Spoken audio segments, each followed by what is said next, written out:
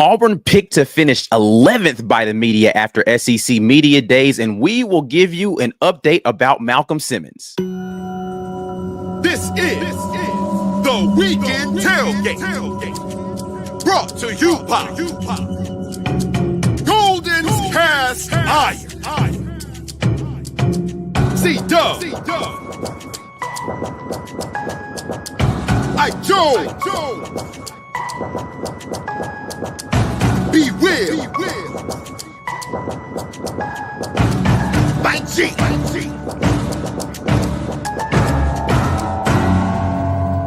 You are now listening to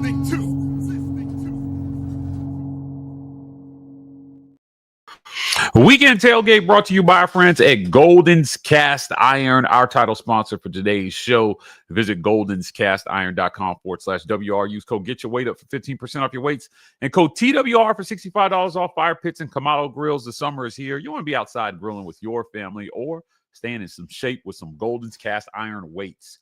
Visit goldenscastiron.com/WR. Work out, grill out, chill out with Golden's Cast Iron.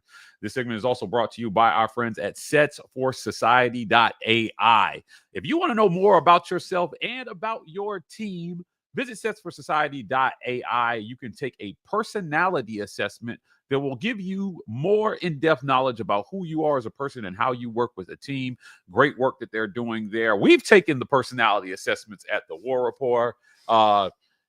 Those assessments say that we're crazy for being Auburn fans, so you should take it too and see where you stand. Setsforsociety.ai. Get to know yourself with setsforsociety.ai. I want to thank our friends over at the Rogue Shop. Visit rogueshop.com. Use code REPORTER. Get 15% off your Rogue Shop order. Pain, sleep, stress, anxiety, whatever ails you like, the Rogue Shop has something that has you covered. Visit them for all your herbal medicinal needs. We appreciate them for sponsoring this segment. I also want to thank our friends at the Vibe Vault. If you're looking to get fresh for the weekend, visit them at 3462 Crosswinds Road, Suite E in Phoenix City, Alabama. That's right next to Marco's Pizza and the Renfro Supermarket across the street from Chattahoochee Valley Community College. Not just barbers, lifestyle consultants. They're helping keep the community fresh.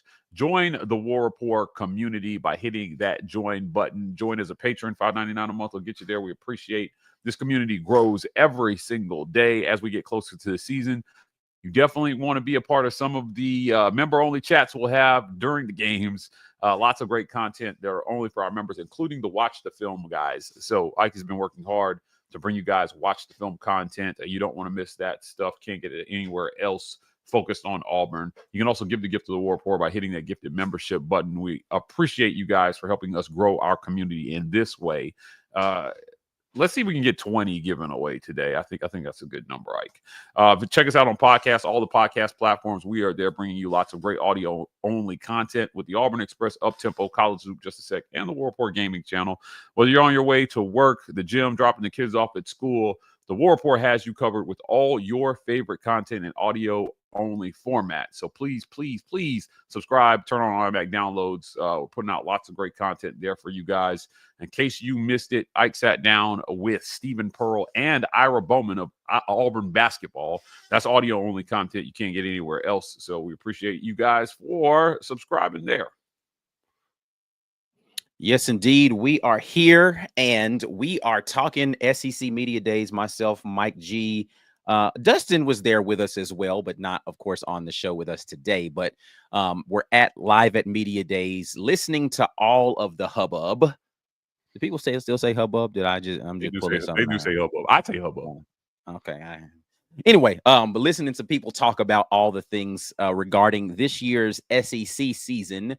And of course, as every year, there is a poll that goes out to the media about halfway through the week that is due by the end of the week. Now, to be clear, there's a couple of things I want to say about this poll. Let me just get through the whole intro of this. They send out a poll every year where you're supposed to pick your first and your standout players, right? And then predicted order of finish, and then your eventual SEC champion, right?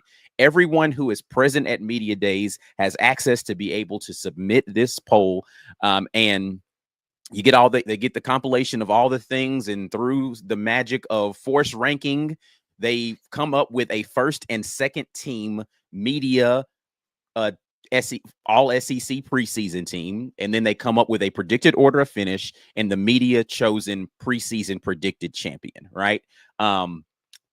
So we're going to take a look at what the media did for the predictions on that. But Mike, we've done this now. This is our 4th year going to SEC Media Days. Well, that was 5. Is it 4? It's the 4th. We did Atlanta, Nashville, Dallas, and now back at Atlanta. Okay, fair enough. And it's a far from scientific process, because let's be clear.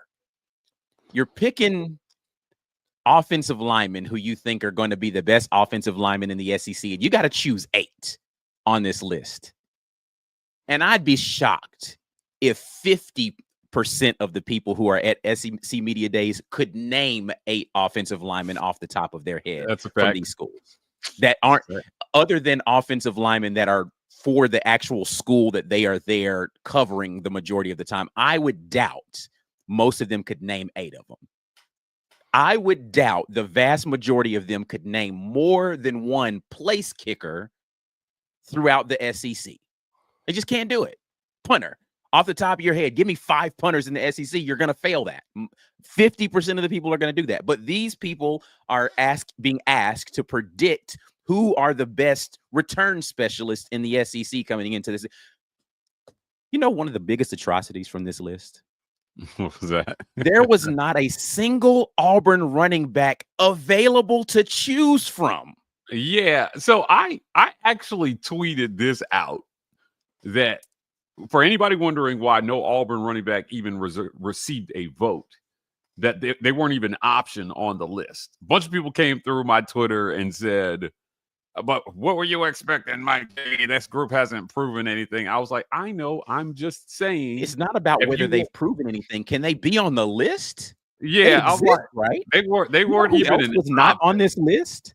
Yeah, I just was making the statement for anybody wondering why no Auburn running back even got a vote. Right? Like they weren't on the list. It wasn't an option. So if you wanted to vote for Damari Alston, which I think would be reasonable given he ran for 400 something yards last year, I don't know why he wouldn't just be on the list. There's a bunch of people who haven't proven anything that were on this list. On the list, yeah, for sure. Yeah, I didn't understand why they weren't on the list at all. So maybe they saw Freeze's offense and be like, man, these motherfuckers making it. They ain't running the ball no way. It don't matter. He ain't gonna throw the ball, so might as well not even put them on the list. Indictment on Freeze. I blame this one on Freeze. Damn it, use your running back. Rayshawn Pleasant, who made Phil Steele's preseason All-American kick returner list, was not on the list at SEC Media Days. He wasn't even a guy I could choose from. Yeah. There were so many things that were confusing about this. When you're on the other side of the curtain, you start to realize, okay, maybe we take some of this stuff with a grain of salt, right? Like sure. We were sitting over next to some radio guys that were from radio in Huntsville, and they cover Auburn, Alabama, and Georgia. Great guys. And the guy showed, really good guys. One of the guys showed me his list. He had Bama winning the SEC. He had Bama number 1 on his list, and I was like, "You are a Bama fan." He was a Bama homer. I listened to him do segments. He was a Bama homer. It was his least redeeming quality all week. And the biases were clear. I mean, we hung out with everyone in our industry that does this week. And I mean, there were some pretty clear biases by certain members of the media based on outlets that they cover. I don't know if you know this, but the Big 12 got their media poll so wrong last year that they just did away with it. This year, they didn't even vote. They didn't do a media poll. They picked Utah to win it and Arizona State to finish last, and the exact opposite happened. Utah finished last in the league, and Arizona State won the whole thing. So I don't know that there's a way that you can eliminate bias from media voting, right? So this is not me bagging on media bias, right? Like I have clear biases that I approach these conversations with, and I am a part of them. Now, I did do my voting absent of bias, though. I did not go in and just say, all right, I love Auburn, they're going to be number 1. I did not go in and do that when I put my voting up here. Anyway, we'll get to our conversation about what we potentially did. Let's take a look at what the media did for the ranking. As you can tell from the title, Auburn is going to be number 11 on this list. But according to the media, it is Texas, Georgia, Bama, LSU, South Carolina, Florida, Ole Miss, Texas A&M, Tennessee, Oklahoma, Auburn at 11, Missouri, Vanderbilt, Arkansas, Kentucky, and Mississippi State rounding out the crew. What are your thoughts when you look at this list, other than Auburn at 11? Because we can talk about where Auburn placed, but let just other observations from seeing what the media did with their voting here. Well, we at the media, I should say we did with our voting because we were a part of this. Well, my great Pyrenees is next to me and just saw Alabama third, and she's very upset about that. She's biting at me like, why are they there? Look, the Alabama's way too high on this list. They're way too high. I'm sorry. They are closer to a middle of the pack SEC team than I think, based on what happened last year. And they took steps back last year. Make no mistake, Alabama took steps back last year. They got beat by Vanderbilt. You took steps back last year. So I don't get I don't know if they're still riding the ghost of Nick Saban. I won't stay here long. I had them lower on my list. It's not like I had them in the bottom half, but certainly they were lower than 3. LSU has a lot of potential this year, I think, with Garrett Nussmeier. If they can find big plays in big moments like they did versus Ole Miss last year at the end of the game and not blow a couple, I think this is a prove-it year for Brian Kelly, quite honestly. He's got a lot of talent. He's got the quarterback. He's got one of the best quarterbacks, if not the best returning quarterback in the SEC. Certainly, I think the most experienced returning quarterback in the SEC in Garrett Nussmeier. I will agree with the most experienced returning quarterback. Yeah, like, I mean, think about it. Who's got a more? It's definitely not at Alabama. Georgia. It's not at Georgia. No, there's no quarterback that has more in-game experience in the SEC than Garrett Nussmeier. I don't know how many snaps John Mateer has taken, where he came from at Washington State or, any of that stuff. But I do know that no SEC quarterback has more SEC experience than Garrett Nussmeier. That's a fact. Yeah. South Carolina finished last season as one of the hottest teams in America, but I question whether or not they're going to be the same defensive team they were last year. They were very good defensively last year. They lost a lot. Florida at 6, to me, is indicative of the amazing job Billy Napier did navigating last season with the hardest schedule we've ever seen. And everybody saying that he was going to be fired by midseason. And including me. I didn't think he was going to make it through the season. Yeah. What actually happened at midseason was their AD came out and made a statement saying that affirming their commitment to him as the coach. And I thought he did a wonderful job, all things considered. He'll have one of the best young quarterbacks in the SEC this coming year in DJ Lagway. Ole Miss is about right where I think they should be, if maybe 2 spots too high. I wouldn't have them over Texas A&M and Tennessee personally, but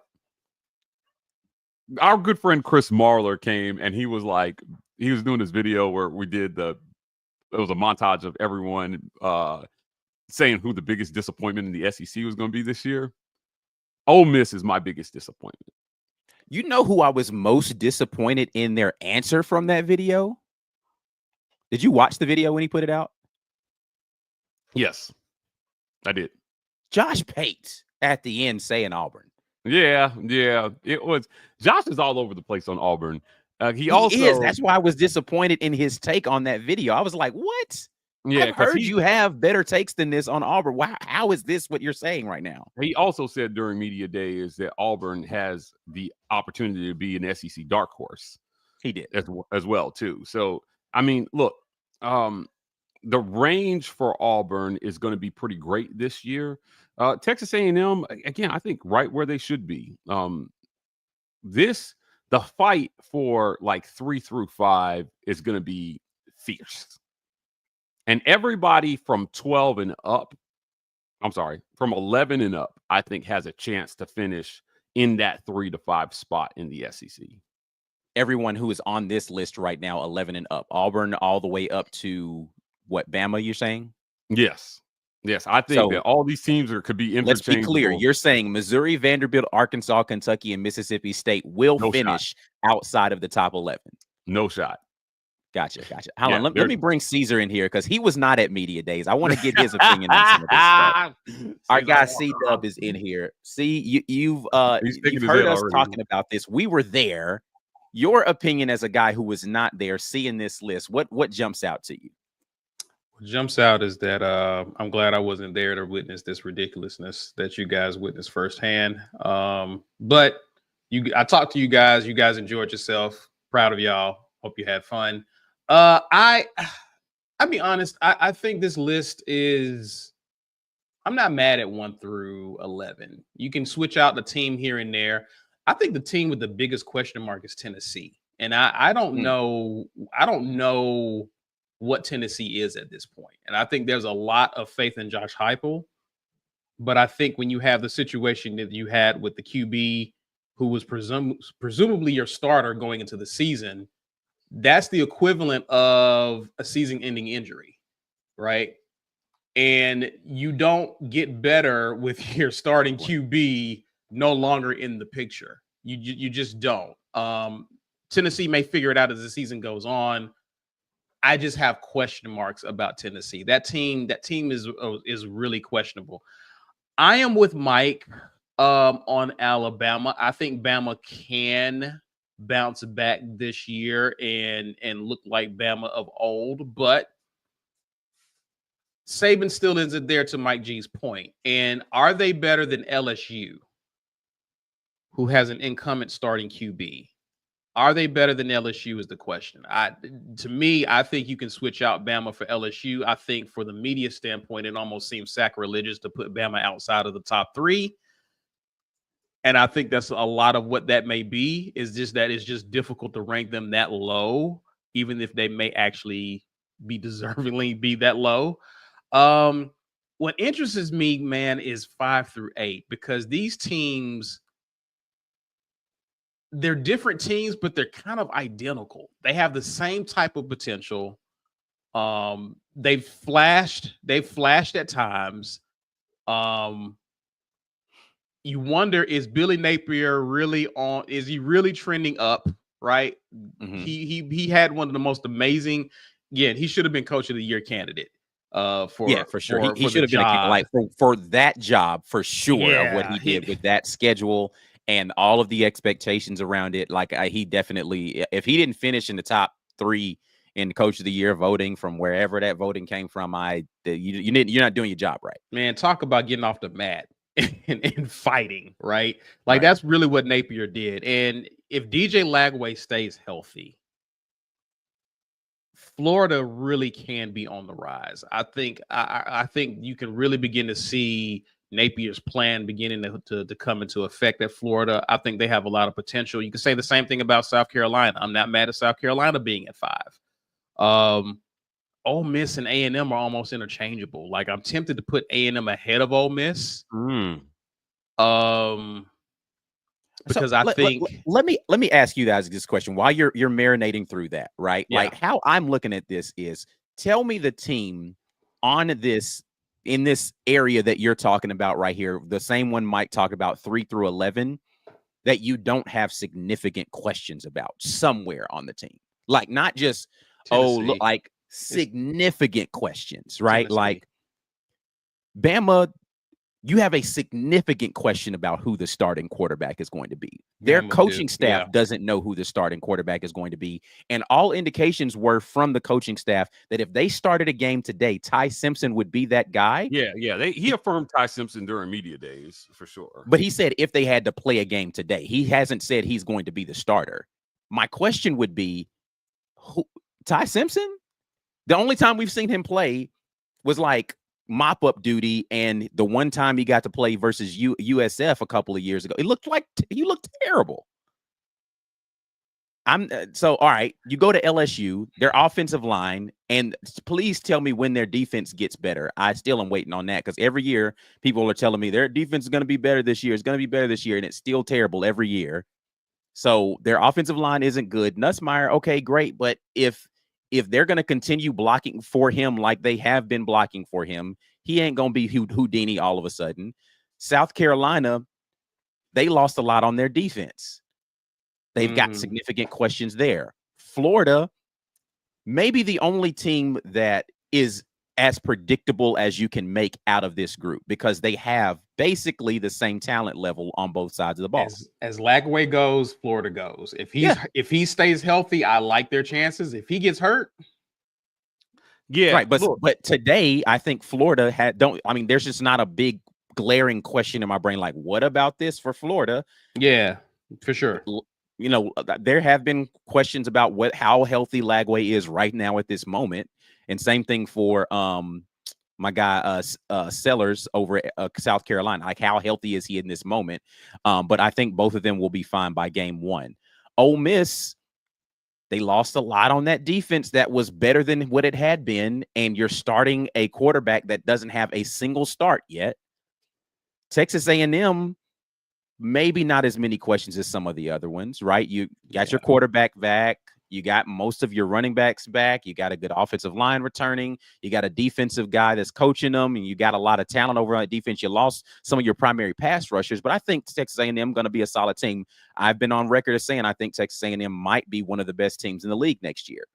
Tennessee, you just ran that down I didn't even think about it in that way. That's like getting a season-ending injury in the spring for your quarterback, and you have to pivot completely in a different direction. That's crazy. Oklahoma, John Mateer, gonna be good, I guess, maybe, right? We don't know. Yeah. So it's just there's a lot of what ifs for a lot of these teams, man. Yeah, I would say this, right? Like I said, to me, 3 through 11, all interchangeable, depending on the types of seasons they have. They're gonna, the season they have with injuries. Auburn has the schedule to finish much higher than 11. The ball bounces right for the Tigers in the first 6 games. You're going to see them rocket up the rankings quickly. Because if you beat Baylor game 1, this was a theme of SEC Media Days. Everybody has Baylor circled because Baylor is going to be a pretty tough road test for Auburn. If you win that game, no matter how you win it, you're going to see Auburn fly because they're going to be 3-0 headed into SEC play at that point. You get a big road win on the road at Oklahoma for the first time ever in college football history. Auburn's going to be exactly what Hugh Freeze said during media days. They're going to be in the playoff talk really early in the season with a 4-0 start. But it starts at Baylor. You lose that game, you're going to see the air come out of the tire for a few weeks. And then it's going to put a lot of pressure on them to try to get 2 of the first 3 SEC games, which is at Oklahoma, at Texas A&M, home for Georgia. All tough tests. But once you get past Georgia, Missouri, Arkansas, Josh Pate said take the under at Arkansas at 5.5. He said take the Arkansas media that I talk to are not very high on their team. No, man. I feel bad for my boy T. Will. Like, I feel really bad for him. But they said take the under, guys. Damn. So, Missouri's not going to be the same team. Look, I want to go on record. In my professional opinion, F Missouri. Yeah. All right. Okay. Hell right. With Missouri. I mean, I'm starting to dislike them as much as I did Ole Miss. I do Ole Miss. But they ain't gonna be shit this year. So Missouri, you win. I think it's a home game for Auburn.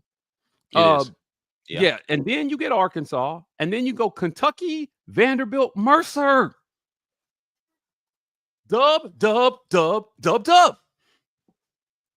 5 dubs in a row after Georgia. So it really is about, can Auburn get at least 3 games in that first half and have a chance to be a 9-win team after the Iron Bowl?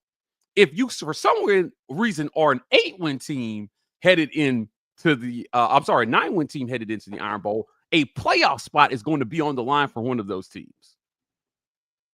It's going to be winner goes to the playoffs because the precedent has been set. 10 wins and you're in.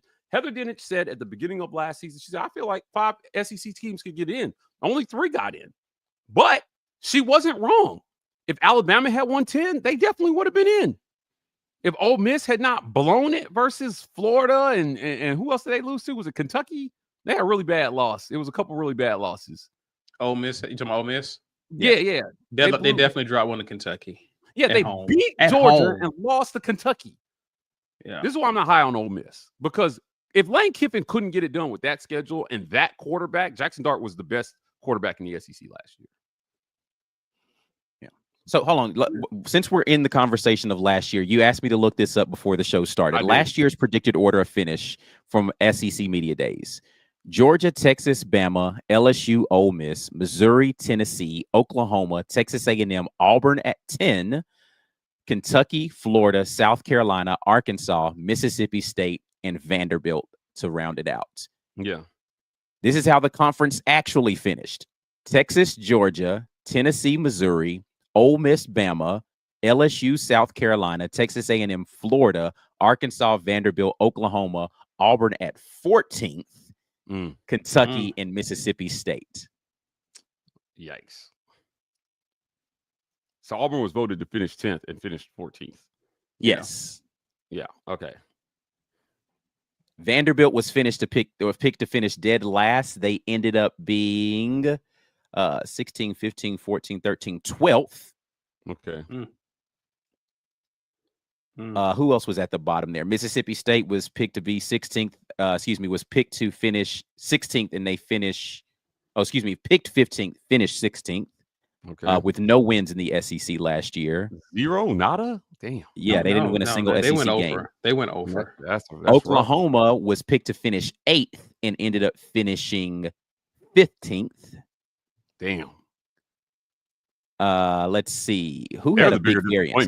Bama was picked to finish 3rd again last year and ended up finishing 1, 2, 3, 4, 5, 6th. So I'm saying, man, come on. Why they got Bama at 3? Why y'all keep doing this? They can't put Bama outside of the top 3. It's going to hurt. At the end of the day, you know what I'm actually realizing a lot about this stuff? It's numbers, right? There was a lot of Bama media at SEC Media Days this year. There were. And so between the people who can't get like this idea out of their mind that Bama's just gotta be good, and the people who are homers for Bama that are in attendance, you end up with this. Yeah, agreed.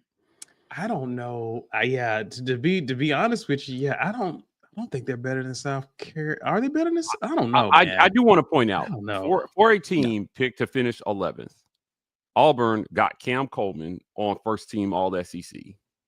Yes, right. There were. So you got Cam Coleman and Keldrick Faulk, first team SEC, right? They had Xavier Chaplin made 3rd team All SEC. They had Eric Singleton Jr. make 3rd team All SEC. Connor Lew made 3rd team All SEC on offense. That's just offense, right? Now going to the defense, as you mentioned, Keldrick Faulk, first team All SEC. They didn't have anybody on 2nd team All SEC.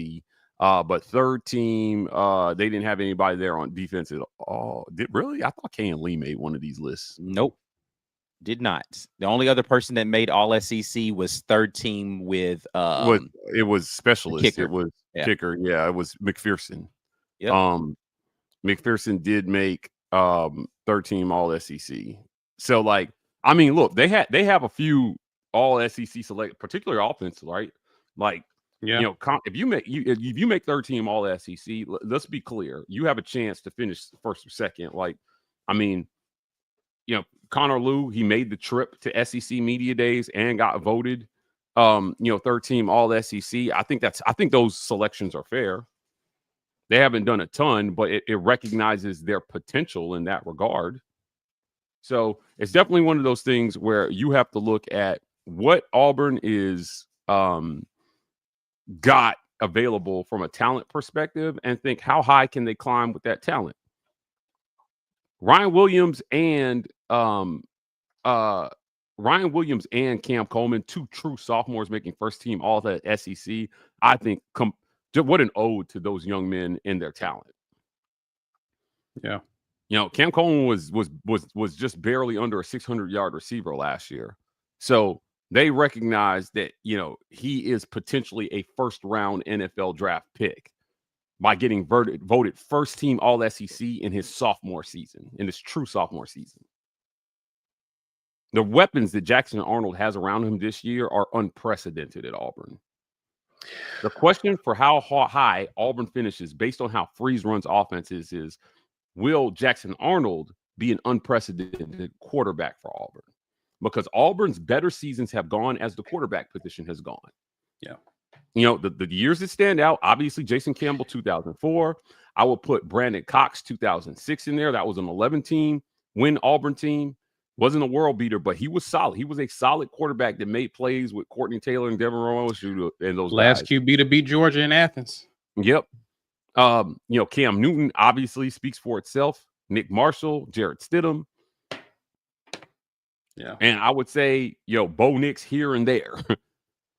Mike G, Mike, you can say the same thing about Hugh Freeze's offenses. As the QB goes, so does his offense. Yeah. That was the case at Ole Miss and everywhere he's been. Like, it's really up to him to really take that step forward. What a difference a year makes, Mike.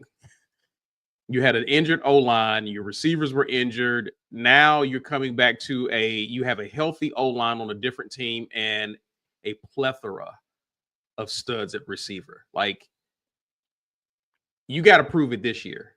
If you're Jackson Arnold, you have to prove it this year, because all of the things that people gave you a mulligan for last year, you don't have to worry about that. You don't have any excuses now. It's put up, and that's true for Hugh Freeze as well. Yeah, I think the pressure on Auburn, while Hugh Freeze says he doesn't feel pressure, it's immense this season. And I think that it's immense on John Cohen as well, too, as the AD. This was the guy you picked. This was the guy you backed. Yeah. So, if you're looking at what Auburn has to do this year, Oklahoma picked up John Mateer. Tennessee is Nico-less. Texas A&M is, like I said, I think it was a good start to the Mike Elko tenure. Ole Miss they're not infallible. And now they have to, I want to credit Lane Kiffin for being able to find a quarterback every year. He seems very adept at quarterback development. So it's hard to pick against him finding a guy. But I think it's more likely that they take a step back from what Jackson Dart was and they take a step forward.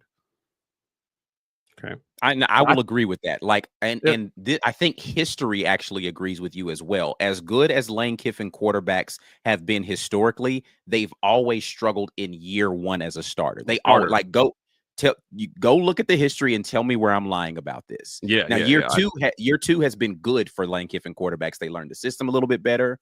Their pacing is a little bit better. Now, Austin Simmons looked good in his small spurts, but listen, I'll remind you of an Auburn quarterback that looked really good in small spurts in his first time out there. And then everybody's like, oh, full season, he's going to be amazing. Don't remind us. PTSD. I'm just saying, it ain't like it's unprecedented. Oh, my head. Yeah, I'm just looking at this and I'm thinking to myself, well, damn. Right? Like, Auburn 11th is right where they should be. 10th was where they were last year. But I'm telling you, 3 through 10, I'm drawing the line right at Auburn because I don't believe Missouri is going to be a very good football team. I think Eli Drinkowitz has done a lot with the talent that he's had, but man, talent wins every single time, guys. It always shows up at the end of seasons. It shows up in the playoffs. The guys with the 5-star playmakers win every single effing time. So, there's not many true Cinderellas that go all the way. Here's the thing. I think the pressure is on Hugh Freeze, to your point about the Missouris and the Arkansas and the Vanderbilts. The pressure is on Hugh Freeze this year to beat those teams. Yeah, right? Agree. Like, there's no like, no one cares this year. Like, you need to beat those teams because you have the roster that you've been clamoring for since you've been at Auburn. To lose to a team that does not have the talent that you have, being as though you need guys on your roster to compete with the Georgias and the Alabamas, take care of the teams that are beneath those teams that you're chasing after. Yeah. Beat those teams in year 3. I will say this. Auburn has 12 teams on their schedule, right?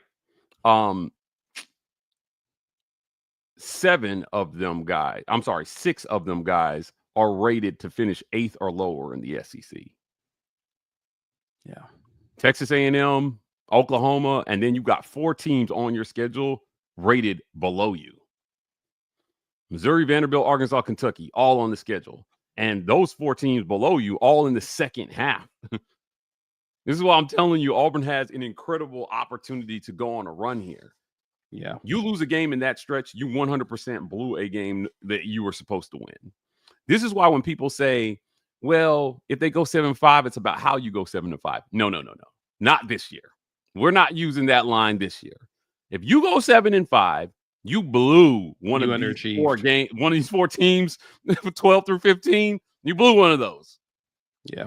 Show me a schedule where Auburn loses 5 games and you didn't lose to one of these 4 pissants. Pissant is a good word, by the way. I like it. Yeah, I'm telling you, you're better than Missouri. You're better than Vanderbilt. I don't care if they beat you last year. I don't care if they have Diego Pavia.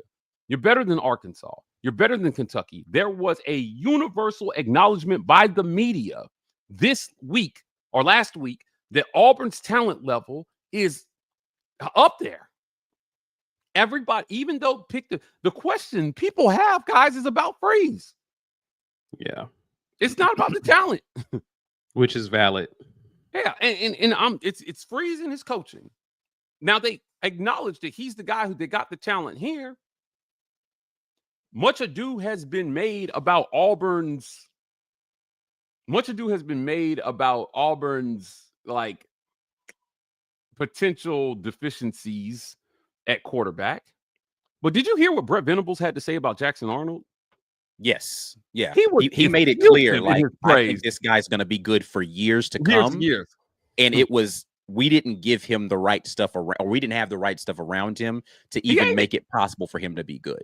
Yeah, he ate it. He was just like, look, man, he handled everything the right way while he was here.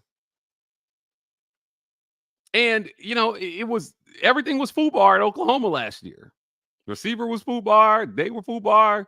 I don't know if John Mateer is going to solve all the problems, but I think they went out and got a suitable replacement for somebody like Jackson Arnold.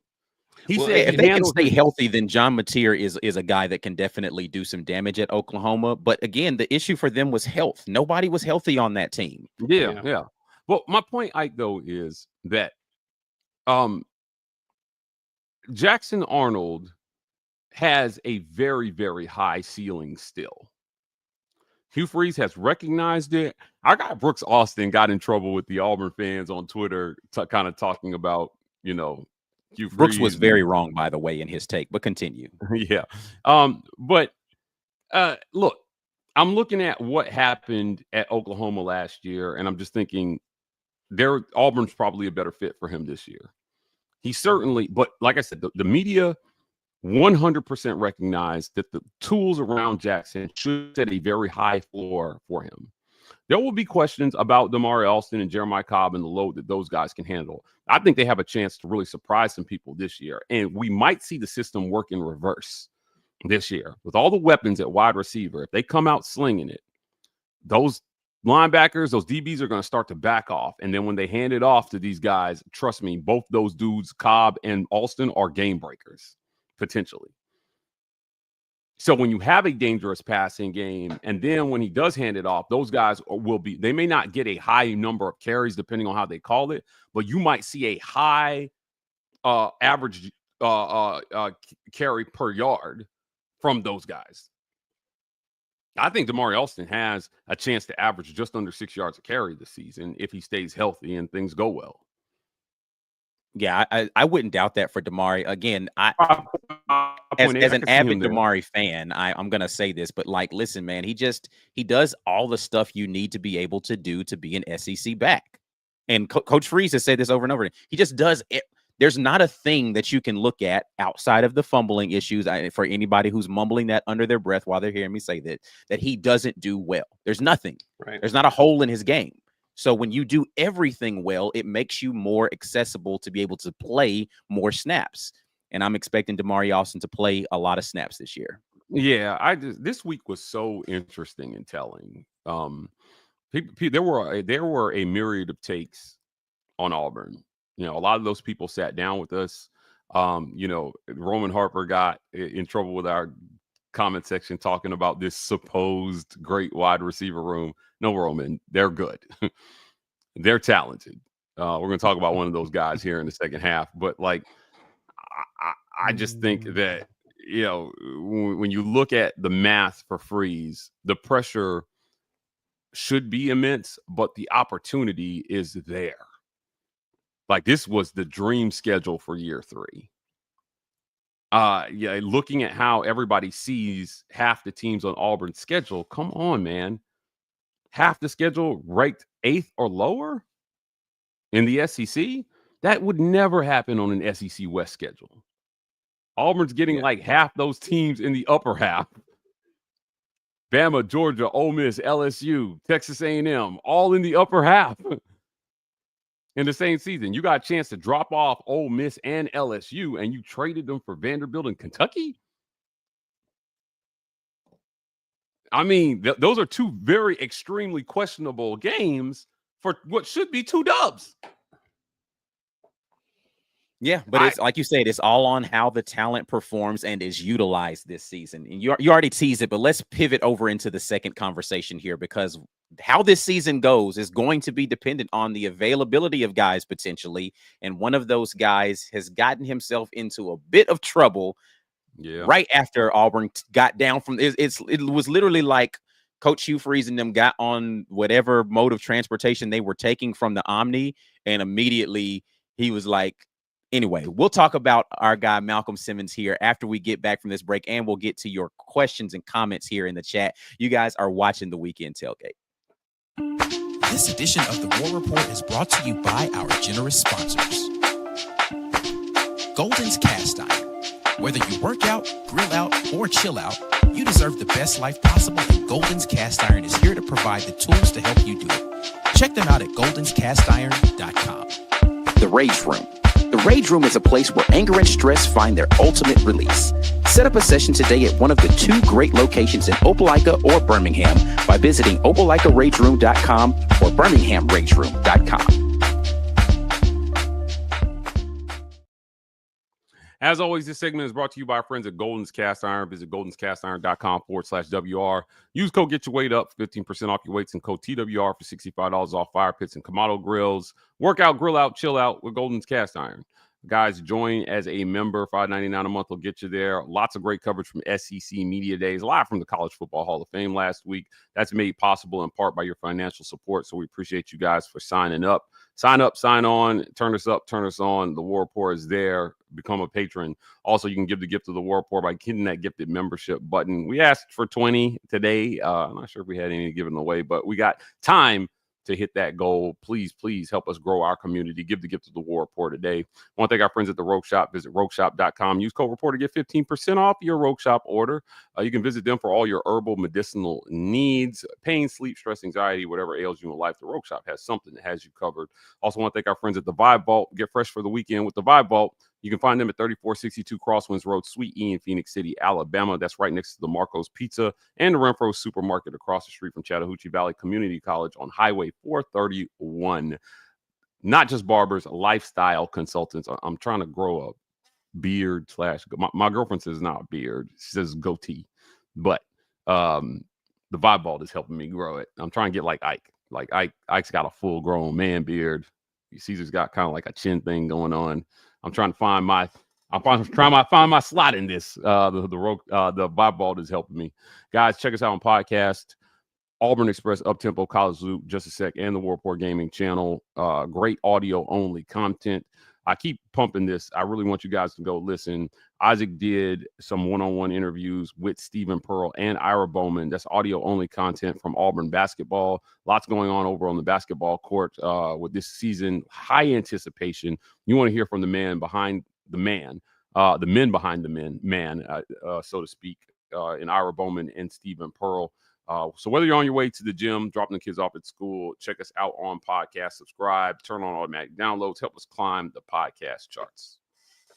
Yes, we appreciate all of that. We appreciate Brandon Carter and Stephen Neely for answering the Salute. call to give There some we go. memberships, 6 total given away so far. Getting closer to that magical number of 20 that Mike G is asking for. Let's get over to the comments. We'll start it off since we don't have any super chats with our folks in the Green Name Gang. So Teresa will get us kicked off here and says, does anyone else think that we could lose to A&M on the road and win at home in the night game against Georgia? We came close last time at home, and we are way better, and it's at night. Teresa, I would say I would hold off on the way better. They are a way more talented Talented team. it's a Yeah. football team. Yeah. But will they execute way better is the question, because last year that's what execution got Auburn big time late in games. So my question is again about coaching, play calling, and execution, and that's a wait and see. Yeah, I mean, I think that this is a feasible scenario for Auburn to lose that Texas A&M road game and beat Georgia. It's not outside the realm of possibility. And again, I will say again and again and again, I do believe Texas A&M is going to be a really good team this year. And so that's not crazy to think that they would win this game at home. Did you guys hear the Texas A&M player that said that was asked about Auburn's fans rushing the field for that Texas A&M game and how he felt about it? And he was like, yeah, I remember that. And it's going to be personal this time. Yeah, I don't know why he took that so personally. Like, it was our 5th win of the season. Like, their fans got excited about beating us. I hated that. Yeah, it was. Come on, man. Come on, bro. We were struggling for positivity at that point of this. That was the 5th win of the season, man. Also, too, you can argue that was the game that really hurt their chances, even though they still had a chance to compete for the trip. To had they won that game, the Texas game doesn't become as big as it is, and they lose that. So yeah, I get it, but that's not our fault. But yeah, come on, man.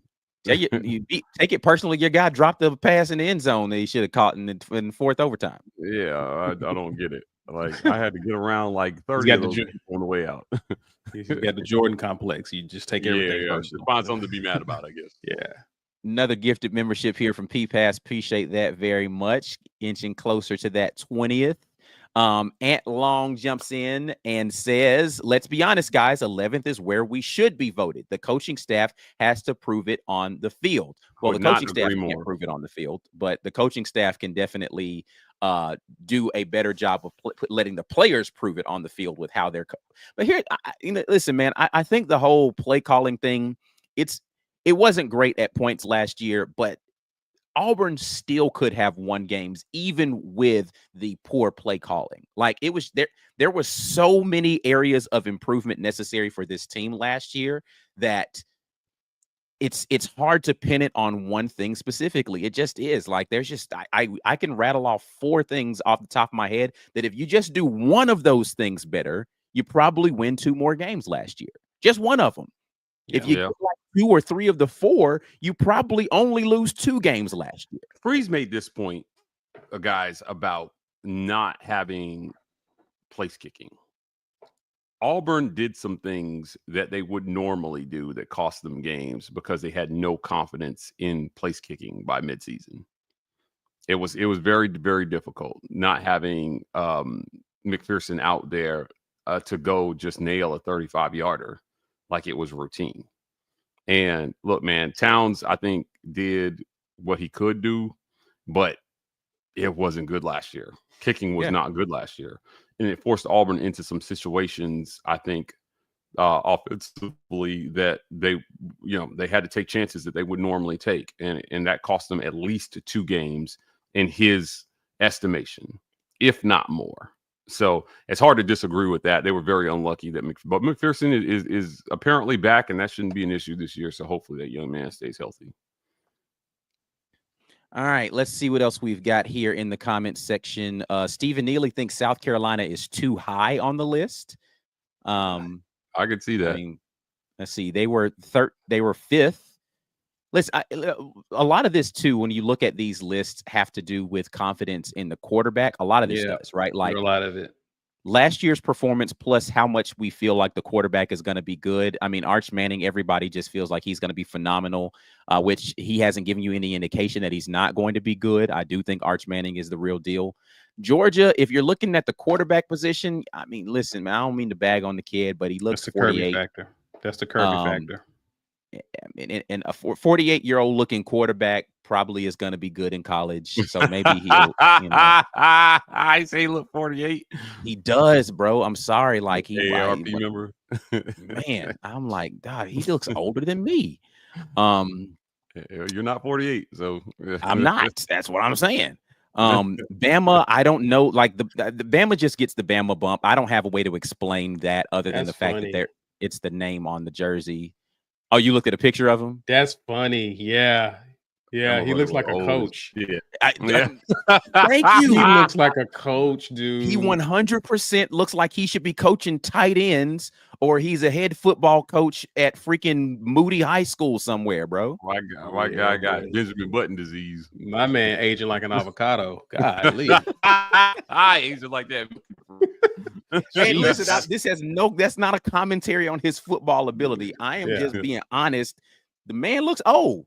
He looks old. Yeah. All right. Anyway, let's see here. Neek jumps in and says, I really don't understand this South Carolina hype.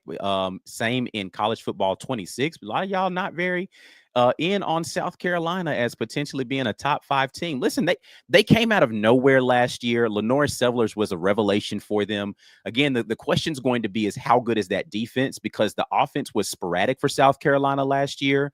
When Sellers was good, he was really good. When he was bad, it was pretty bad. Like he threw some really terrible interceptions. He had some pretty costly fumbles for them in some games.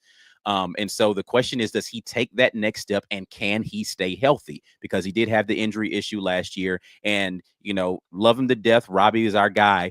He just did not look good as the backup for them. So have they cured that issue? Is that quarterback room Sellers or bust? And if Sellers not in there, are they going to be looking like Missouri last year when their starting quarterback goes out? Or are they going to be looking like Texas when their starting quarterback goes out? That's the questions that you have to ask yourself. What is the depth at South Carolina look like to absorb injury? That's where my questions would be for South Carolina.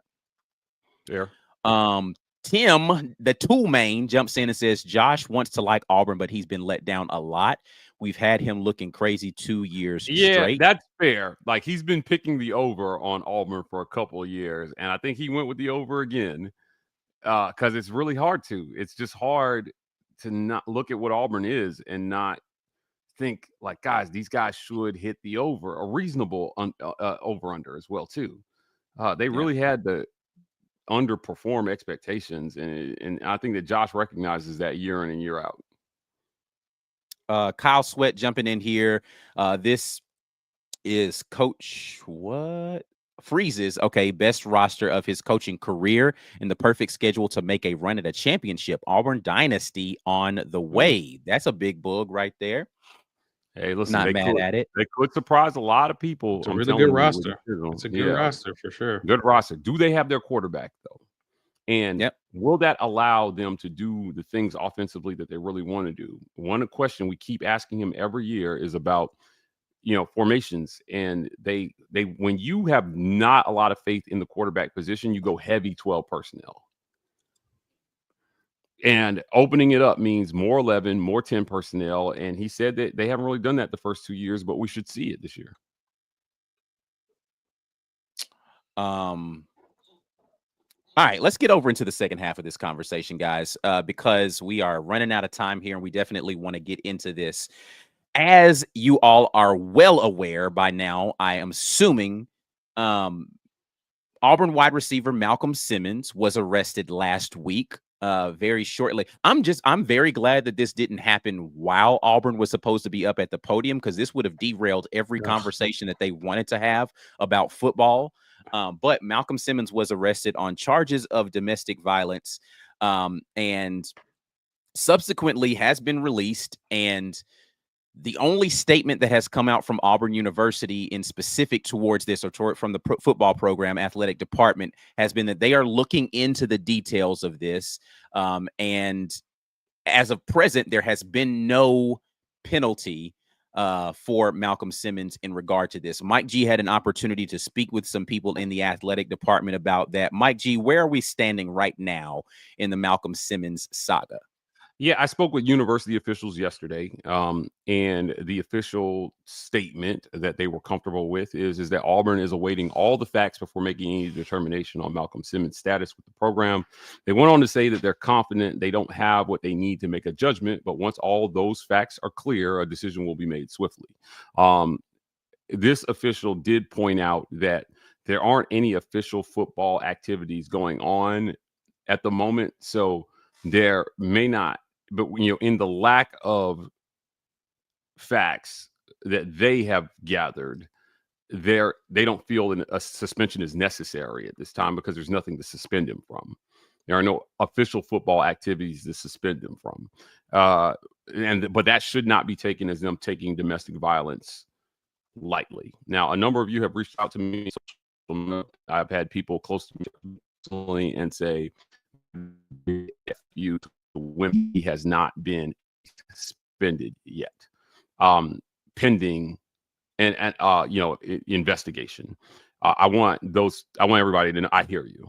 I do. I think that whenever there are things like this that happen, it's very disturbing.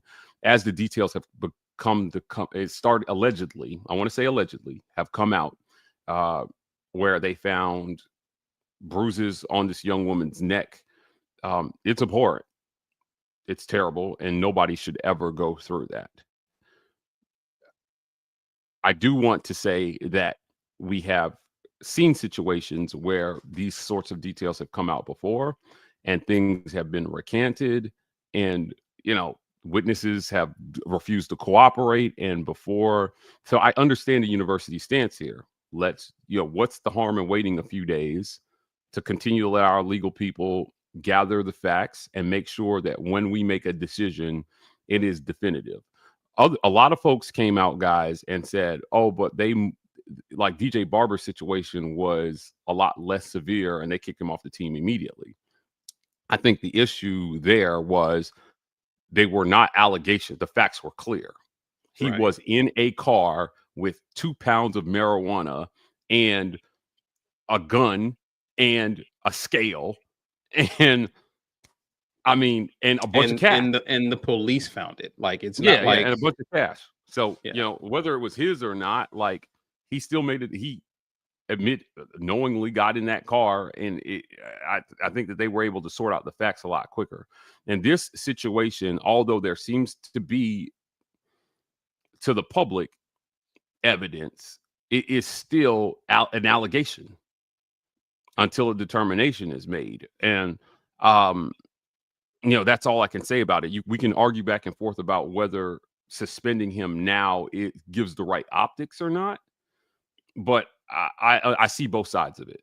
I see everyone who says, hey, this is terrible and he should at least be suspended. And then I see the university side of it saying, hey, that's where it may end up, but we don't feel any need to make that decision as of today. Whenever I have these conversations, guys, I always assume they know more than we do. So even though you're seeing certain things come out by certain media outlets, I'm telling you, Auburn is on this, and they definitely know more about what happened than we do today. Yeah, so there's a couple of things that I want to say in regard to this, right? Like, I don't think the options here for today, as we sit here, are suspend him from workouts or wait and see what I think if we're playing the wait and see game, I don't know that it ends in suspension. I think suspension may ultimately happen, but if they're waiting and seeing, I think the outcome of this is him not playing football at all. So like the suspension is honestly irrelevant when the actual punishment is probably going to be kicking off the team. Severe. It's going to be right. And so before we make anything that we're not playing the public perception game, we're going to find out the facts, because we are taking this very seriously.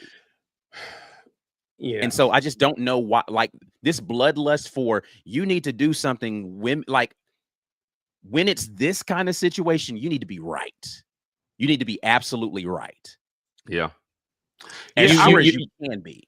I'll say this. To add to that point, you're talking about two people's lives here, and I don't think you should make a hasty decision because of optics. The reality of the matter is this allegation will live on regardless of what the university decides. It actually You're not will getting not matter. around the fact that this got reported. Like, this is not going away because you acted swiftly.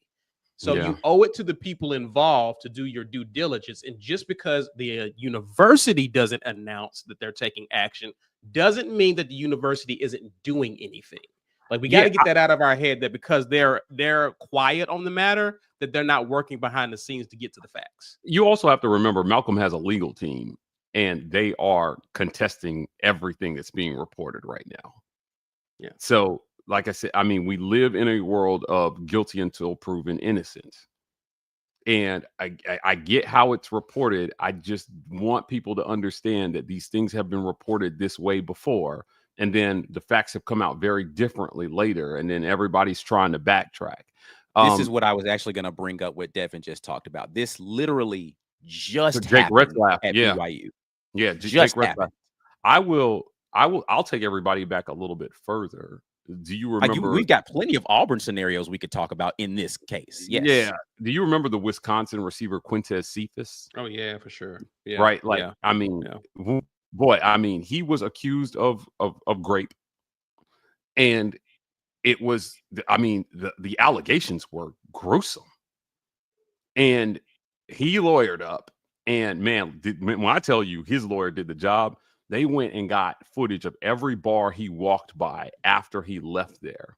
They got footage from the girls' dorm, and they somehow pulled deleted Snapchat messages to show that all these allegations were false. It went to trial, and they returned a verdict in less than an hour. Right? But he got kicked, but because of how the student code of conduct, he got kicked out of school anyway. Yeah. He transferred. He was like, they were trying to get him back on the football team, but like, he was kicked out of school and they didn't want to let him back in. So yeah, I understand the people who say that they want the university to show that they take domestic violence seriously by at least saying, make it, you know, at the very least, the statement could have, you know, and I would agree with this. The statement by the university could have included something about taking domestic violence seriously rather than just saying we're waiting on all the facts. Right. Yeah, I think that's a valid point there. Yeah, that's fair. Yeah, a female friend said to me, she was like, that the statement could have said something, but the feeling that they just came out and said, well, we're waiting, made it seem as if they're already trying to figure out how to sweep this under the rug because he's a good football player. Make no mistake, Malcolm Simmons is going to be a big part of what Auburn's trying to do offensively this year. And, you know, DJ Barber, while a little bit more unproven, obviously, I think you could argue he was not going to be near as big a part. And so people are looking at how Auburn handled it too, and they're saying, well, why kick him off for something that they view as less severe? And the only answer I have to that is, you know, I think that one is more on the allegation side and the other was pretty factual. I don't know that DJ Barber is fighting his charges. I mean, it's very difficult to fight the charges that were being levied against him based upon the evidence that's presented. You can argue, he can plead down from whatever, you know, but like, bro, you were in the car and all of that stuff was there, and you're basically saying, yeah, I knew it was in here, but it ain't mine. It's like, well, you still, sorry, bro, like that's just kind of how this goes. Like, and you went before you got in the car, you should have known that this is not that in it. Again, I know this sounds like three men up here talking about domestic violence and taking it lightly. I get the optics of all of those things. I get the optics of the university, but I also understand that the lives that are being impacted by this deserve for truth to come out about it. Agreed. Yeah, absolutely. Yeah, I don't want there to be, like I said, the police. My dad's a retired cop, so I have a high respect for police and the work that they do, but they don't always do a good job collecting the facts. And when there is a domestic violence situation, a couple things happen. When the cops show up, somebody's going to jail. If you call for domestic violence, somebody's going to jail. Their job is to determine who the aggressor is. And when they cannot determine who the aggressor is, they usually take both people to jail. In this case, they felt like they had the evidence to determine that he was the aggressor, so he went to jail. But that does not mean that they got it right. So we'll see. I have a feeling that it's not going to take long for the truth to come out. I will tell you this, kind of changing gears. Ike and I went to an ambush event on Monday before Auburn's SEC Media Days. And I got a chance to ask John Cohen about the Tahad Pettiford arrest. And I've talked to John about this again. And one of the things that he told me, I don't know if this is on the record or off the record, but I don't think it should be an off the record thing. He said that Tahad took responsibility for it against the advice of counsel. Now, if you he did not say that portion during the ambush event. He did say that Tahad has owned up to everything public. Yes, you guys saw, he put it out on his social media, all of that. Yeah. Yeah. He said that Tahad, like, when you would get a DUI, you couldn't be guilty and get off on technicalities if you've got a good lawyer. They didn't do anything right with the breathalyzer, or there are ways to get out of a DUI. So, let me say this small piece about that, though. I've talked to people involved with the police department there. He didn't actually consent to a breathalyzer. They never took one. And he wasn't in a moving vehicle at the time of the arrest. He was parked. And so though they brought him in because technically all you have to do is be behind the wheel to be charged for driving under the influence. He was not operating a moving vehicle at the time. So I think those factors lead in Tahad's favor in this entire thing. Yeah. And also, nobody got hurt. He didn't run over anybody. So we're talking like manslaughter or something. He did what John said is, I hope everybody remembers what it was like to be 19 in college. And I can tell you right now, as we sit here today, everybody I know, including the two dudes to my right and my left, probably could have gotten DUI in college. Easily. Yeah, I mean, just not being slop drunk, but having one or two and just thinking, you know how Auburn is. I just have to go a couple miles. And we didn't have Ubers and iPhones and calling the cab was a big deal. As a matter of fact, not everybody I even knew had a cell phone.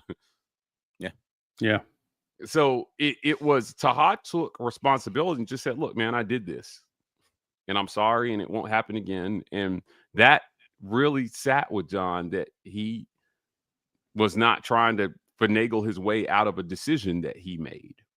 He also had no prior disciplinary record. He said he's been a model student athlete for the entire year and some months that he's been at Auburn. And that also played in his favor quite a bit as well, too. So I'm not sure that the Malcolm Simmons thing is equivalent, right? But in how the university handles things, how the athlete decides to come forward and either take responsibility, it has a lot to do with how the university responds to it. And like I said, I want everybody to know, when Freeze got hired, there were a lot of women who wrote letters to the president of the university saying, you hiring him is a big screw you to us as women, based on stories that we have been alleged about him in the past. And when something like this happens on his watch, it is confirmation to those same people that his character is one that could foster an environment for his players to do things like this. And whether you like it or not, if you believe that about him coming in, then that's at least kind of fair. So the university does have a responsibility, I think, to handle this correctly. But to you guys' point, and my point is that futures are at stake, and I think a rush to suspend puts a black mark that cannot be removed. So why not just wait if you think what's it to wait a few days? I don't think, I mean, if they drag this out till like fall camp or something like that, then I'm like, okay, I hear you. Right. Yeah. But you know, what's waiting a week to make sure that you have all the facts? And nobody wants to hear this either, guys. But the fact that there is big time money tied up in all these guys now as well, too. John Cohen was very clear in how much money he's felt like Auburn has spent on roster retention over player acquisition, means that big time money probably went out to Malcolm Simmons, and they're just not ready to ditch that investment. Nobody will admit that publicly, but that 100% is playing a factor here.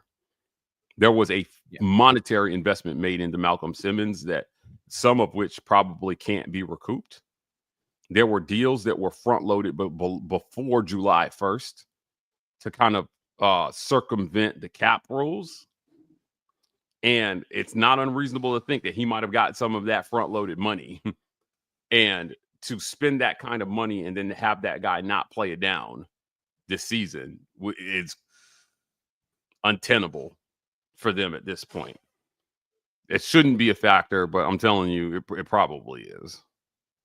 Yeah, I mean, you can't ignore that being. And now, again, what percentage of this is involved with that, I don't know. But it's going to be a factor in all of this. But you know, to the point that we've been making, the patience I think that they're showing in not levying some sort of punishment, I think it will work itself out once facts are revealed. And once those facts are revealed, you have an opportunity to say, did Auburn make the right decision in the face of the facts? Is Auburn making a right decision in the face of conjecture? Is just not a fair conversation to have. Right. Yeah. Right. There are a group of people that feel like the facts are already out, what more than you need. And allegations are not facts. Right. They're allegations. Right. And we live in a guilty till proven society sometimes when it comes to the court of public opinion. You know, as a man, it is very important that you are careful about the situations that you put yourself in with the opposite sex, because you will not survive even the allegation sometimes. Even if you're proven innocent, your name will forever be like Quintez Cephas. Yeah. Was proven innocent, and they got the messages to prove that this was a whole thing. But when you bring his name up, people remember that. If he goes to apply for a job and people Google this man's name, and you see what he's been tied to, that's going to make an employer second guess him. Yeah, and if they're not, and they're too lazy to see that he was exonerated completely. Yeah, like, you know, and how he was exonerated, not like he was acquitted. No. They proved his innocence beyond a reasonable doubt. But if you just read headlines, it's going to say Wisconsin receiver accused of rape. And these are people, like, there's so many stories of people who were destined to reach their dream of playing at the next level, cut short because they got caught up in a situation. Yeah, I mean, I don't know that happens. Applies to Malcolm's situation, Caesar. I'm just saying, like, I'm not talking about that. I'm just saying, like, understanding the impact of the decisions and choices that you make as a young man and who you're associated with and how you respond can have impacts. It really can. Yeah. All these young men, man, they're in a position where they've got a lot of money, they've got a lot of fame and attention, right? And that's going to attract a certain type of person. And I don't envy these kids. I don't envy these kids with what they're dealing with, man. Yeah, and if you're Malcolm, you know, look, man, if he did this, F him. Yeah, if he did for this, sure. F him, right? Like, you face the consequences of your actions, and it will be important to make sure that no young lady is subject to that again, from him. But also, if the facts aren't as they have been reported for whatever reason, let's let it adjudicate, man. It's so hard in the social media age to keep people from rushing to judgment every time something is reported. Yeah. It is really hard. I'm telling you, like, I mean, even in what we're doing as we start to move more into the public eye, like, you know, man, you got to keep your nose clean. Because the first time somebody says something terrible about you, for whatever reason, people will, everyone who didn't like you to begin with will jump on that bandwagon. And that human nature is the first story we hear is the truest. And it is really difficult to reset narratives once they've started. Yeah, that's why they sequester juries. That's why you make it very difficult for people to form opinions based upon new facts when you've already got a preconceived notion based upon initial narrative. Right. It's really hard. Did you guys follow? Does anybody here follow the Karen Reed trial? No. Okay, so you've told me about this, and that's literally the only reason I know anything. Yeah. Like, look, man, this lady was accused of like hitting her cop boyfriend in a snowstorm going in reverse at like 35 miles per hour. And her lawyer came out and essentially in the public, they painted a broad conspiracy thing that permeated that entire community. It was almost impossible for them to find a jury of her peers who had not at least heard something about the narratives that her lawyers put out about this being a massive conspiracy by a cop killed by actual other cops and trying to pin it on this woman. I personally believe she was innocent, but man, let me tell you something. They used the public to make sure that that jury pool was going to be in their favor. And that's how mass psychology works. Yeah. It's happening all the time on social media, whether we realize it or not. And whether that's fair to the people involved or not, that's part of being in the public eye. If you're Malcolm, what you have to take responsibility for is you put yourself in a position to be accused of this. Right. Whether it's choices in who you decide to hang around, you know, what he was doing at the time, regardless of whether he's got to make better choices. Right. You have to own that. You can't escape that. Like, you know, I get it. That might seem like an oversimplification to a lot of people. Oh, Mike G, how was he supposed to know she was going to lie on him if that's what happened? Right? Mm-hmm. Choose your friends wisely. Choose your circle wisely. Yeah, listen, this is what Coach Freeze has been on record of saying, man. And, you know, a lot of people make this statement, so I'm not attributing this phrase, this statement to Coach Freeze because people say this. He's, you know, there's video of him telling the team this, so they at least have heard this from Coach Freeze is, show me your 5 closest friends and I can tell you your future. Who you surround yourself with absolutely matters. And yes, you can make poor decisions about those people, but the quicker that you figure out how to change that circle of people around you, the better your options are going to be in what things are going to happen adjacent to you in life. And the reality is the adjacencies of your life, they guide your path. Some of those you can't choose, right? Like you can't choose your family. Let me say this. I know we're going to get the comments before we get out of here, but like TK left this comment, says settlement is definitely possible. And it seems it semi-quietly fades, wouldn't be out of the realm of possibility. I can tell you, I have already heard from sources that she's dropping the charges. I've already heard that. So, you know, yeah. I mean, you do with that what you may. You gotta have. I mean, again, like you mentioned the point about Ike, about what Freeze said. There's some things that should stick with you. I remember my mom telling me, because, dude, I used to have a temper. One of the things I've had to work on just as a child, getting upset and just reacting. And remember my mom telling me, and I can quote her verbatim, is that one day you're going to be an adult and you're going to have a job.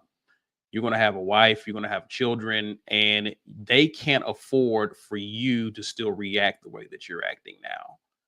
And from that point on, taking into account Hugh Freeze's points, I recall a relationship with someone, and I'm not saying it's always that simple, but I recall a point with a woman where I was like, if I continue down this path with this woman, something's gonna happen. Something's gonna let me get out of this relationship now. Like I can already see she wilding. I can already see this is gonna go left. Let me get out while she can't pin nothing on me. Let me. I know, Mike, you're thinking. No, was it G? No, wasn't Okay, her. all right. Wasn't her. Wasn't her. All right. I don't put a name. Was out not there. her. Okay, all right. But no, like I've been, but I think most men can realize that point where they were like, you know what, it's probably not that deep. You know, she just had a no. Get if you are on the straight and narrow and you're trying to keep yourself together, you know there's a point in a relationship where you're like, you know what, this is probably not going to end well if I keep down this path with this person. Get out of it, man. Just get out of it. Yeah, I mean, it's an unfortunate scenario for everyone involved because now it has become a public thing that, like, there's scrutiny to the point that you all were making. There's no way to escape. Listen, man, it was brutally clear both Rihanna and Chris Brown was throwing hands in that car. Yeah, but Chris Brown forever will be a woman beater. Forever. Yeah, doesn't matter. That the facts show they like, well, he shouldn't have put his hand. It's like, man, she was whooping this dude's ass. and he was trying to defend himself, but it does not matter because when you snap of Rihanna and when you snap, all we see is her. All we see is what she looked like. Yeah, curl up in the fetal position and take it. Like if there's video of that, you might get off. I mean, that's all you could do. Jonathan Majors got canceled over the same thing. Yeah. I'm sorry. Can you cancel me for saying this? He did nothing wrong. And he lost everything because of an allegation. He's getting it back, though. Still, I mean, Chris Brown has found his way back. But again, we're talking about over a decade later.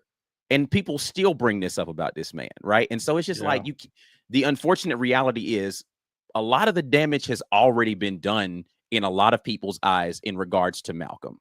Yeah. So what Auburn does in response to this should include facts because his public-facing narrative has already taken I wager to say he lost money already. Based upon, well, we can't have this dude represent our company in NIL right now. Right. Yeah, he's untouchable on the third party market. PR site. Yeah. So what is he supposed to do? Like, regardless of what the quote unquote facts are, the public narrative has already been damaging to this young man. And so I don't think it's wrong for Auburn to say, well, let's at least make sure we're right before we levy some sort of punishment. I don't think that that's crazy. And anybody who thinks that that is crazy, I think you just have a bloodlust for punishment, not for proper adjudication. Like I said, the most valid stance I've heard from people on this is that the university could have been a little stronger in their statement against domestic violence, while also saying that they were going to wait, which I think is fair. But like to your point, I don't think that a symbolic suspension means a lot to do that so quickly after it happened. I mean, I had literally just got through saying on our live stream Wednesday that I thought Malcolm Simmons was going to be a breakout player. And then people start coming through the comments, Malcolm Simmons arrested for domestic violence. Right. And, that is really disappointing to hear that. I think if we were closer to the season, it would probably be a different situation, Mike. But I think because we're in this little weird space here. 100%. If we were in fall camp and this happened, I think the response from the university would have to be a little more swift. Yeah. Because we're in this kind of weird dead period, they have the time. Like, again, what are you actually suspending? Like, that is the most nonsensical suspension. They're not doing anything right now. You're suspended from coming in the facility and working out for the next week. Like I don't know. Anyway, we spent a lot of time on this, and I'm sure there are people. This conversation will continue as the facts continue to come out. Let's go over here to the comment section because there are comments relative to this conversation. Want to thank C Long for giving away a couple more War Report memberships. That's 5 more. We'll get super chats here from Stephen Neely, who says, if Malcolm Simmons is removed from the team, how much does that impact the roster and team dynamic moving forward? This is Honestly, I don't think I think Bryce Kane steps in and, I mean, he was making plays last fall camp. They were putting out highlight reels of him last fall camp. So I have to believe, I haven't heard a ton about him this offseason, but I have to believe that young man, he was ranked right there with Malcolm, just inside the top 150. He's a baller. And I think he is the biggest gainer from this if Malcolm is kicked off the team. Yeah. Yeah. All right. Another super chat here from Lawrence. This conversation actually came up in one of my office hours things that I did from SEC Media Days. And he asked, I said, y'all never play spades together. Why is that? I played spades with Caesar before in college. Yeah, but I was saying I've never played spades with either of you, so I don't know. Yeah, that's not true. that I recall. I don't think I had played. I don't think we did. We did. Yeah, just opportunity, I guess. And we just never been in that place to do that. Hey, I ain't gonna play spades, man. I'm getting something to eat. I'm getting something to eat. See, I'm in the food court. Yeah, we just never came up. Travis Latham, I love Malcolm, but we have to focus on beating Baylor. Malcolm has to handle his business. Next man up, War Damn Eagle. Yeah, Malcolm might have something to say about Auburn beating Baylor. So, yeah, I mean, it's going to be a tough football. I'm telling you, they're a tough football team, and this is going to be no cakewalk for Auburn out there. Game 1. We will see what happens. We got plenty of time to talk about the Baylor game for sure. Last one here that is off the subject. We'll go back to a non-super chat or green name gang, though. Here, Prince Chuku says, what do y'all think about the comment that Hugh has been taking it easy on Jackson Arnold to build his confidence? We could do a whole Who is this comment by? This. Who made this comment? This, I think, came from a question regarding kind of the process of trying to get the confidence back for Jackson Arnold, and Hugh Freeze's response to that question hinted at the idea that they haven't been going full speed defensively to try to get him readjusted. A source told me at Media Days that he was instructing the defensive coaches to take it easy on Jackson Arnold to make sure that he left practice with confidence every day. I don't know how I feel about that. Lawrence said Cole Kubelik mentioned this as well. Yeah, I don't know how I feel about that, but I hope it works. All I can say is I hope that tactic works. I know how I feel about that. Because last year, I don't like that. The whole thing with Peyton and saying, "Hey, he was pressing, so I just named him to start." Like that, all that goes together to me. I don't think that worked out very well. Yeah. Yeah, I mean, listen, Jackson Arnold definitely did need to regain some confidence. I don't know that that's the right, but here's the thing. I would be more concerned about that if it were fall camp than I am about it in spring while he's still trying to learn stuff. In fall, they need to make sure that they're putting him in the pressure cooker if it were a quarterback competition and they were taking it easier on Jackson than they were everybody else, I'd have issue with that. If they're taking it easy on all the quarterbacks because everybody's learning the system and they're trying to figure out how to get, like, we can't even run plays in practice because the defense is whooping us every single time, that doesn't really help Jackson Arnold ever. But fall camp, I want to hear this narrative go away. Yeah. All right. Final thoughts before we get out of here, guys. Oh, man, the season can't get here fast enough. I'm ready to talk about football. I'm ready to talk about football being played. And look, man, Media Days is over. That's the official start to like football for me. Is like once Media Days is over and talking season is over, we're going to be in fall camp here in a little bit, and it's going to be time for everybody to sit down and get things going. So Cam Coleman, first team All SEC, right? Can Jackson Arnold be the guy, right? How much does Eric Singleton Jr.? Let me tell you something. They are high on Eric Singleton Jr. Everybody from the AD to the coach to their teammates, they're saying this dude is going to be good. And they think enough of him that he got voted third team All SEC, and he wasn't even in the conference last year. Yeah. I think that's high praise for him. So, now I think Ike is thinking about going down to Waco for that first game. But like, I can't. I'm so excited to see what Auburn looks like game 1. Because, man, I'm telling you, this is a Hugh Freeze team now. This is a Hugh Freeze team. This is the quarterback you want. This is the former 5-star quarterback. This is the heralded class that he brought in a couple years ago. This is everything he wanted in the team, just about. They love the defense, obviously. You made DJ Durkin the second highest paid assistant in the country this offseason. Keldrick Falk, first team All-SEC. That secondary should be nasty.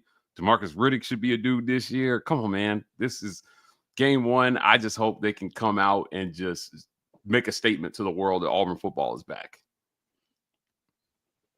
That's what I hope. We're going to answer a lot of those questions here very soon because we are just over a month away from the kickoff of the first game. It will be upon us before we know it. Auburn making the road trip to Waco, Texas to take on the Baylor Bears. Yeah, we're going to have a lot of conversations with a lot of people around that game and all of the games that are coming up in the schedule. But Mike G, take the people out of here. Tell them ways that they can support the War Report.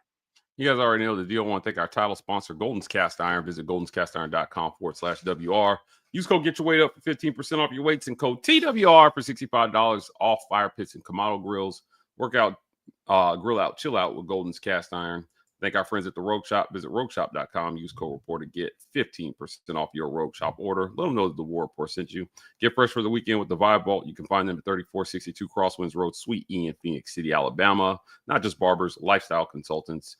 Check us out on podcasts, all the podcast platforms. We are there bringing you lots of great audio-only content with the Auburn Express Uptempo College Loop, Just a Sec, and the War Report Gaming channel. Whether you're on your way to work or dropping the kids off at school, going to work out, the War Report has you covered with all your favorite Auburn content. So please subscribe, download, turn on notifications on podcasts. Help us climb the podcast charts. Yes, indeed. And if you are here, please, before you get out of here, share the video with somebody at the War Report. Go ahead and hit that like button and make sure that you are supporting us that way. Or, hit a super thanks for your boys out here. If you're watching this video later, subscribe to the channel. Go ahead and follow on X or Instagram. We are at the War Report, TW Report on TikTok. We are gearing up for the season. A lot of content coming your way. So make sure you are locked in everywhere that we are getting that out to you. But we're out of here until the next time. And as always, War Eagle.